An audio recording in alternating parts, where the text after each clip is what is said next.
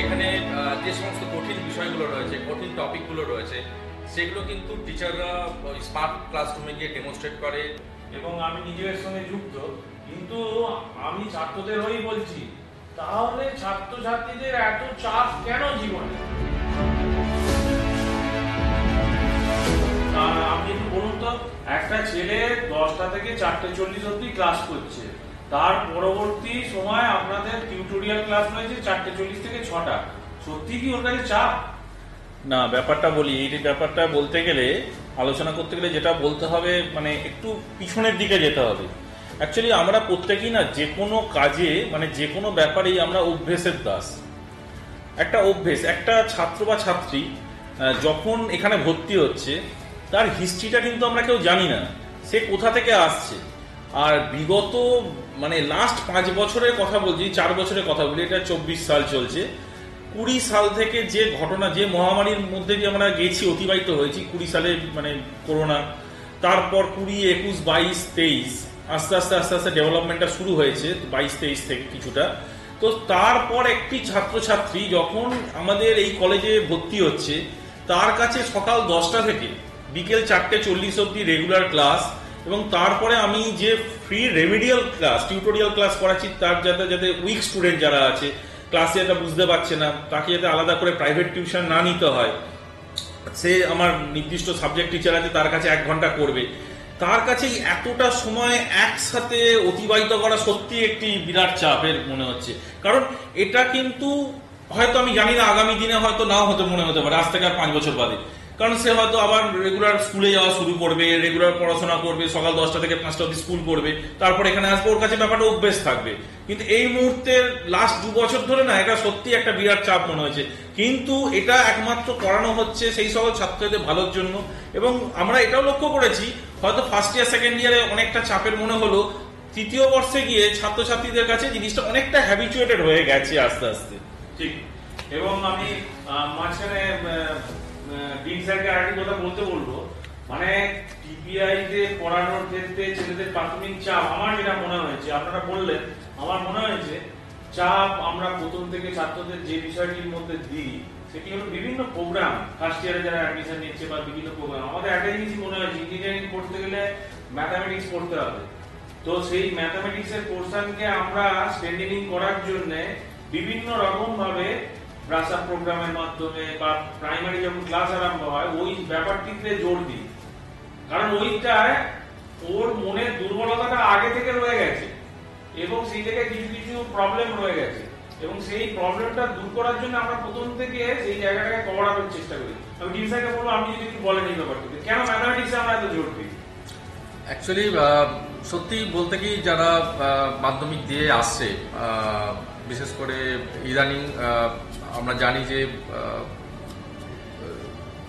ভর্তি হওয়ার ক্ষেত্রে যে মিনিমাম কাট অফ যেটা রাখা হয়েছে, হ্যাঁ, তো সেই জায়গাটায় দেখতে গেলে দেখা যায় যে সত্যি অনেক উইক স্টুডেন্ট সত্যি অ্যাডমিশন নিচ্ছে। তো আমরা সেই জায়গাটাকে যাতে মেকআপ করা যায়, সেই জায়গাটা আর্টস কমার্সের ছেলেরাও আসছে, তো তারা যাতে ম্যাথমেটিক্স নিয়ে ভয় না পায়। কারণ আমরা সবাই জানি ইঞ্জিনিয়ারিং এর মেন জায়গা মানে ব্যাকগ্রাউন্ডটাই রয়েছে, বা যে জায়গাটা ক্লিয়ার থাকা দরকার সেটা হচ্ছে ম্যাথমেটিক্স এবং ফিজিক্সের নলেজ।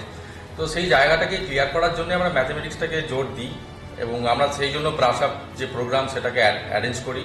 এবং আমরা যারা সিনিয়র টিচার রয়েছি তারাও কিন্তু ক্লাসে গিয়ে চেষ্টা করি বারবার একই জায়গায়, মানে একই সিলেবাসের একটা জায়গা বা একটা জিনিসকে বেশি সংখ্যক ক্লাস দিয়ে সেই জায়গাগুলোকে ছেলেদের মধ্যে থেকে পরিষ্কার মানে ক্লিয়ার করে দেওয়ার জন্য, টপিকগুলোকে ক্লিয়ার করে দেওয়ার জন্য। তো আগামী দিনে নিশ্চয়ই আমরা আরো ভালো রেজাল্ট পাবো যারা যে সমস্ত স্টুডেন্টরা এখানে ভর্তি হচ্ছে তাদের থেকে। ঠিক। তো আপনাদের আমার মনে হয় যে ছাত্রদের মনে যে ভয় ভীতি যেটা ছিল অনেকটা কেটে গেছে। তার মানে আমি আপনাদের ছোট কথায় বলি, টিপিআই অরিজিনালি যেটা করতে চায় মেরুদণ্ড প্রত্যেকে সোজা রাখাতে অভ্যাস করাতে শেখায়। তার মানে কারোর উপর আশ্রয় করে কোনো কিছু ভবিষ্যতে তার পাওয়ার আশায় যে বসে থাকবে এটা নয়, এখানে যে ছেলেরা পড়াশোনা করছে তারা নিজেরাই চাকরি পাচ্ছে, নিজেরাই কোম্পানি চেঞ্জ করছে এবং তাদের বডি ল্যাঙ্গুয়েজ চেঞ্জ হচ্ছে। তার মানে তাদের মেরুদণ্ড শক্ত করার জন্য আমাদের এত প্রচেষ্টা এবং এত প্রসেস। দেখতে মনে হতে পারে প্রসেস, কিন্তু যত প্রসেস হবে, যত ম্যারিনেশন প্রসেস ভালো হবে, রান্না তত ভালো হবে। তো মাঝখানে আমি আমাদের ট্রেনিং প্লেসমেন্ট স্যারের সঙ্গে কথা বলবো, কিন্তু আমি তাওবাবুকে মাঝখানে একটু জিজ্ঞেস করছি, টিপিআই তে এত কিছু করে, টিপিআই তে পড়বে, কিন্তু যে সমস্ত ছেলেপুলেদের অর্থনৈতিক ভাবে যারা খুবই দুর্বল হয়ে রয়েছে, কিন্তু এখানে পড়ার ইচ্ছা রয়েছে, তো সেক্ষেত্রে আপনি কলেজে অনেক রকম ব্যবস্থা করেছে, যাদের সত্যি সত্যি যাদের অর্থনৈতিক অসুবিধা, কোর্স ফি ওয়েভ করেছেন, গত 2-3 বছর ধরে চলছে, এবং সুখের চাদর বলে যে এনজিও রয়েছে তাদের মাধ্যমে আমরা অনেককে বিনামূল্যে পড়াচ্ছি। আপনি এবছরে ছাত্রদের জন্য বলুন যে আর কি কি ভাবে আপনি দেখেন, মানে সত্যি যাদের পড়ার ইচ্ছা রয়েছে কিন্তু আসতে পারছে না, ভয় পাচ্ছে এখানে ভর্তি হতে, যে ফিনান্সিয়ালি, তো তাদের জন্য কিছু কি ডাইরেক্ট কোনো ব্যবস্থা যে তারা এসে কি কথা বলতে পারবে আপনাদের সঙ্গে, অভিভাবকরা? এই ব্যাপারে আমি বলি যে আমরা কলেজ শুরু হয়েছে 2008 সাল থেকে, তো তখন থেকে কিন্তু এই ব্যাপারটার প্রতি আমাদের একটু নজর আমরা কিন্তু দিয়ে থাকি। সেটা হচ্ছে যে সত্যি প্রকৃত যাদের প্রয়োজন, যারা, যেহেতু এটা একটা প্রাইভেট ইনস্টিটিউট, এখানে তো পয়সা দিয়ে পড়ার কথা, কিন্তু যাদের সত্যি সত্যিই অভাব আছে, প্রয়োজন আছে, এই ধরনের ছাত্রছাত্রীরা যদি আমাদের কাছে আসে, তো আমরা তাদেরকে সবসময় সাহায্য করে থাকি। ইভেন আমরা প্রত্যেক বছরই বেশ কিছু ছাত্রছাত্রীকে আমরা বিনামূল্যেও ভর্তি করি। তো আমি বলবো যাদের এরকম প্রয়োজন আছে তারা সরাসরি এসে আমার সঙ্গে কথা বলুক, আমি প্রয়োজনটা বুঝে আমি আমাদের যে গভর্নিং বডি আছে তাদের সঙ্গে কথা বলে নিশ্চয়ই তাদের একটা সুরাহা আমরা করে দিতে পারবো বলে আমি আশা রাখি। ঠিক, তাহলে তাদের জন্য একটা দিশা দেখালেন উনি। এবার আমি চলে যাব আমাদের training placement officer Prasun Kumar মিত্রর কাছে। এই আপনার কোশ্চেনটি যেটা আমরা করতে চাইছি সেটা হলো মানে খুব গুরুত্বপূর্ণ, কোন কোন স্ট্রিমে ছাত্রছাত্রীরা কোথায় কোথায় চাকরি পাচ্ছে বা এই পেয়ে আসছে, বা এই বছরে কেমন ক্যাম্পাসিং হয়েছে, এখান থেকে কি সত্যি চাকরি বাকরি পাওয়া যায়? দেখুন, টিপিআই এর প্লেসমেন্ট রেকর্ড বরাবরই খুব ভালো ফ্রম ইটস ইনসেপশন। মিস্টার জে.এস. ধর প্রথম থেকেই নিজের হাতে করে টিএনপি ডিপার্টমেন্ট গড়ে তুলেছিলেন। এনবিএ অ্যাক্রেডিটেড বলে আমাদের কলেজে কিন্তু খুব ভালো ভালো কোম্পানিরা ক্যাম্পাস ড্রাইভ করতে আসে।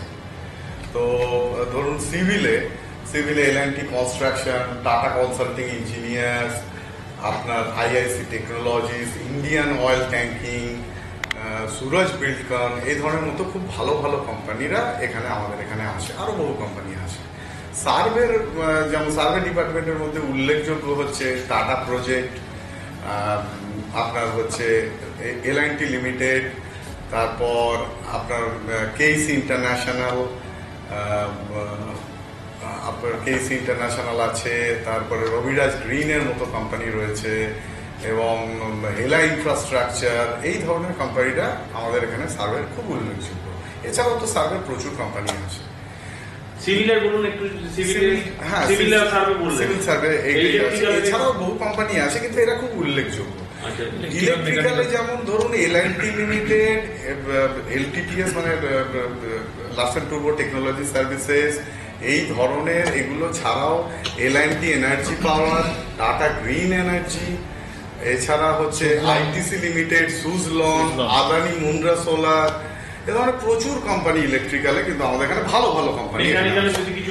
মেকানিক্যালের আমি এল&টি এবং টাটার সমস্ত গ্রুপ যদি আমি বাদই দিই, এরা তো আসে।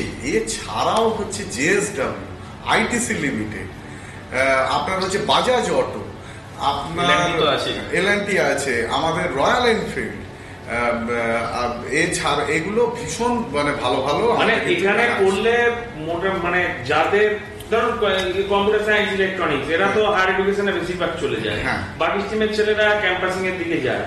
তো মোটামুটি একটি ছেলে অপরচুনিটি পায়, কটা অপরচুনিটি পায় বা মাল্টিপল অপরচুনিটি কিছু? দেখুন, আমরা যদি উইলিং ক্যান্ডিডেট ধরি, আমাদের অলমোস্ট সমস্ত ছেলেই সিলেক্টেড। ওকে, এবার আমি আপনাকে বলছি, এবার আমাদের যে লাস্ট ব্যাচটা 2024-এ, সেখানে 30টি ছেলে এক একজন 4টে বা তার বেশি চাকরি পেয়েছে। এবং তাদের মধ্যে কয়েকজন তো 6টা করে পর্যন্ত চাকরি পেয়েছে। আচ্ছা। প্রায় 66টি আমাদের কোম্পানি জব অফার হয়েছে এবং টোটাল 244টা স্টুডেন্টের জন্য আমাদের প্রায় 400 কাছাকাছি জব অফার হয়েছে।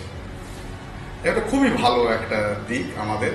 এছাড়াও হচ্ছে ধরুন আমি যদি পুরো টোটাল স্টুডেন্টই বলি, সেখানে উইলিং আমি বাদ দিলাম, সেখানেও কিন্তু ইলেকট্রনিক্স তার মধ্যে 90% আপনার সিলেক্টেড, যদিও তারা হায়ার এডুকেশন করতে যাচ্ছে, তার মধ্যে কিছু করতে যাবে প্লেসড 90% 90%, ইলেকট্রিক্যালে আপনার 85%-এর ওপর, মেকানিক্যালে অলমোস্ট 85%, কম্পিউটার সায়েন্সে কম্পিউটার সায়েন্স এবং সিএফএস এ প্রায় 50%। সেখানেও একটা ব্যাপার আছে, এগুলো খুব কম নয়। সেখানে তো তারা বেশিরভাগ ক্ষেত্রে ইচ্ছুক নয়, ম্যাক্সিমাম তারা স্টুডেন্ট হায়ার স্টাডি হায়ার স্টাডিজে করতে যাবে। এবং আপনার কম্পিউটার সায়েন্স বা এদের কোন কোম্পানি কেমন আছে? কম্পিউটার সায়েন্সে ভালো ভালো কোম্পানি আছে, Larsen Toubro Infotech, DXC technologies, Capgemini, Amazon, আপনার উইপ্রো, ইনফোসিসের মতো বেশ কয়েক বছর ধরে এরা আসে। তার মানে আমরা আমাদের টিপিও স্যারের কথায় আমি যেটা আপনাকে কনক্লুশন বলতে পারি, আমরা মুখে যদিও যাই বলি না কেন যে কম্পিউটার সায়েন্স ইলেকট্রনিক্স এর মেন অবজেক্টিভ হলো হায়ার এডুকেশন, ওরা যাচ্ছে, কিন্তু তারপরে যে ওরা যে অপরচুনিটি পায় না এটাও না, যেটুকুনি মিনিমাম পাওয়া উচিত তার থেকেও মানে চেষ্টা করা হয় যাতে আরো বেশি।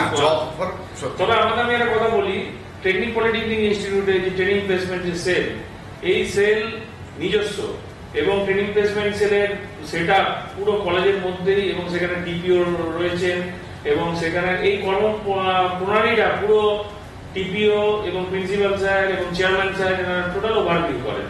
তো আমি প্রসূন স্যারের কাছে আরেকটি কোশ্চেন করছি যে আপনি কোনো এমনি এবছরে কিরাম মানে পার্সেন্টেজ হিসেবে যদি বলা হয় যে কিরাম পার্সেন্টেজ ছেলে প্লেস হয়েছে? হ্যাঁ, আমি যে ওই আগেও যেটা বললাম আর কি, উইলিং এর মধ্যে আমাদের কেউ আর প্রায় বাকি নেই, তারা 100% প্রায় বলা যায় 100%। এবং কিন্তু আমরা কিন্তু কোন জায়গায় কিন্তু আমরা কিন্তু সব জায়গায় বলে আছি যে টিপিআই প্লেসমেন্টের কোনো গ্যারান্টি দেয় না, অপরচুনিটি গ্যারান্টি 100% গ্যারান্টি দেয় অ্যাসিস্ট্যান্সের। হ্যাঁ, আমি এর মধ্যে একটা কথা আমি এখানে বলতে চাই যে আমাদের কলেজ হচ্ছে কিন্তু অপরচুনিটি তৈরি করে, এটাই আমাদের কাজ। এবং ছেলেরা কিন্তু তার নিজের মানে ইয়েতেই কিন্তু চাকরিটা পায়, চাকরি কিন্তু আমরা দিচ্ছি না, আমরা অপরচুনিটি তৈরি করছি এবং ছেলেটাকেও তৈরি করছি। অ্যাকচুয়ালি যে গ্রুমিং সেশনের মধ্যে দিয়ে একটি ছাত্র, আমি প্রথমেই বললাম, ডে 1 থেকে একটা গ্রুমিং সেশনের মধ্যে দিয়ে একটি ছাত্রকে যেতে হয়, কনস্ট্যান্ট একটা গ্রুমিং সেশন চলে আপ টু 6 সেমিস্টার।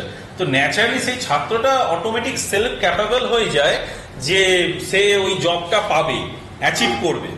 তো ন্যাচারালি আমাদের এটাও আমরা দেখতে পাই যে huge number of student, passed out student এত সরকারি চাকরি পেয়েছে, রেলে, ডিআরডিওতে, এমনকি ইসরোতে অবধি আমাদের কলেজের স্টুডেন্টরা আছে। এটা আমাদের কাছে বিরাট গর্বের বিষয়। এবং তার জন্য কিন্তু মানে এটা কিন্তু আমাদের এই অনবরত ডে 1 থেকে গ্রুমিং সেশনটা কিন্তু চলে, এবং এটা কিন্তু মানে লাস্ট 1 বছর 2 বছর নয়, এটা কিন্তু আমরা প্রতিনিয়ত মানে সেই শুরু থেকে চালু করেছি এবং সেই ধারাটাকে আমরা বজায় রেখেছি। এবং আগামী দিনেও আমাদের ইচ্ছা আছে এই জিনিসগুলোকে কন্টিনিউ আরো মডিফাইড কিভাবে করা যায়, ছাত্রদের কাছে আরো কিভাবে বিভিন্ন চাকরির সুযোগগুলোকে পৌঁছে দেওয়া যায়, কোথায় কত চাকরি আছে, কোন সেক্টরে কিরকম টাইপের জব, কোথায় কত ভ্যাকেন্সি আছে, এই তথ্যগুলো যাতে আমরা দিতে পারি আগামী দিনে, আমরা সেই চেষ্টাগুলো বড়ত আমরা করে চলেছি, যাতে একটি ছাত্র এখান থেকে পাস করার পর নিজেকে যেন একদম মানে বাজারমুখী, সে বাজারে যে চাকরি আছে সেটা যেন সে পায় নিজের দক্ষতায়, সেটাই আমাদের লক্ষ্য। তার জন্যই এখানে প্রতিনিয়ত চেয়ারম্যান স্যার তত্ত্বাবধানে এখানে ট্রেনিং প্লেসমেন্ট অফিসার, ডিন এবং আমাদের যিনি অ্যাডমিশন সেলে আছেন, সবাই প্রতিনিয়ত কিন্তু সেই কাজটাই আমরা করে চলেছি। তো আমি প্রশ্ন কিছু বলতে চাইছি, আমি আরেকটা জিনিস বলবো, আমাদের প্রিন্সিপাল স্যার যেটা বললেন যে আমাদের এখানে যেমন দেখছেন যে প্লেসমেন্ট কত সুন্দর হচ্ছে, এবং হায়ার স্টাডিজের ক্ষেত্রেও যে জিলেট কোচিং মানে জিলেট কোচিংটা আমরা করাই, সেখান থেকে বহু ছেলে ধরুন গভর্নমেন্ট কলেজে যাদবপুর, জলপাইগুড়ি, আমাদের কল্যাণীতে প্রচুর ছেলে আমাদের পায়।